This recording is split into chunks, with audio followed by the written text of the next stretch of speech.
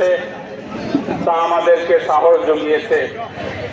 কিন্তু এই লড়াই মনে করবেন না একটা দিনের লড়াই, দীর্ঘ সময়ের লড়াই আমাদেরকে লড়তে হবে এবং তার জন্য অনিবার্য প্রয়োজন ধৈর্য এবং সাহসিকতা এবং একতা ঐক্যতা। আমরা কখনো বিচলিত হব না, কোনো বিশৃঙ্খলায় আমরা কোনোভাবেই উৎসাহিত হব না। সব সময় ধৈর্যের বাঁধ আমরা অটুট রাখবো ইনশাআল্লাহ তাআলা। আপনারা হাত তুলে আমাদেরকে সাধুবাদ সমর্থন জানাচ্ছেন।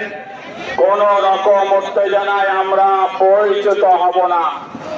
কলকাতার রাজপথ আজকে কিভাবে শান্ত রাখতে হয় তা আমরা যারা জমিয়ত কর্মী, জমিয়তের সমর্থক, জমিয়তের সদস্য, আমরা ইনশাআল্লাহ তা দেখিয়ে দেব। ইনশাআল্লাহ লক্ষ লক্ষ মানুষ আজ কলকাতার রাজপথে নেমেছে এবং দেশের শান্তি শৃঙ্খলার দাবিতে নেমেছে। কোন রকম দেশের একটি নাগরিকও তার ধর্মীয় কারণ হোক, তার ভাষাগত কারণে হোক, তার সভ্যতার কারণে হোক এবং তার পদবীর কারণে হোক, তার জন্মগত স্থানের কারণে হোক, কোনোভাবে ভারতের কোন নাগরিক দুঃখিত হোক, ব্যথিত হোক, এটা কখনো জমিয়ত উলামায়ে হিন্দের কোন কর্মী বরদাস্ত করবে না ইনশাআল্লাহ তাআলা। সুতরাং আজ আমরা শুধু একটা বিষয় নিয়ে এসেছি, অত্যন্ত মর্মাহত আমরা ওয়াকফ অ্যামেন্ডমেন্ট বিল নিয়ে।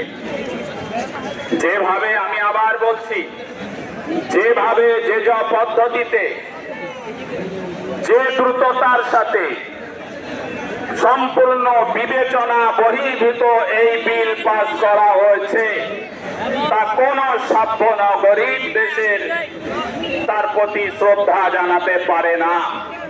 সুতরাং এই বিল আমরা সম্পূর্ণভাবে প্রত্যাখ্যানের দাবি নিয়ে আমরা এখানে সমবেত হয়েছি।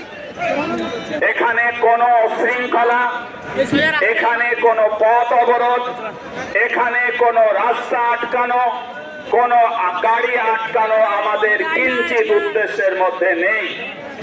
আমরা শান্তিপূর্ণভাবে আপনাদেরকে আহ্বান জানিয়েছি, আপনারা সেই মর্মে এখানে উপস্থিতি দিয়েছেন। প্রত্যেকটি বক্তব্য, বক্তার বক্তব্য সুচিন্তিত হবে এবং আপনারা নীরবে সেই বক্তব্যগুলো শুনবেন এবং বাংলার গ্রামগঞ্জে প্রত্যেকটি শহর নগরীতে সেই বক্তব্য উচ্চারিত হবে আপনাদের মাধ্যমে, যার জন্য আমরা এখানে আজ আপনাদেরকে আহ্বান জানাই।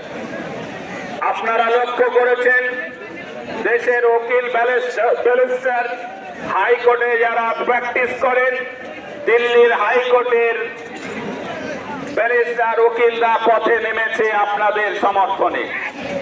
দেশ বাঁচাতে গেলে কি করতে হবে তার জন্য তারা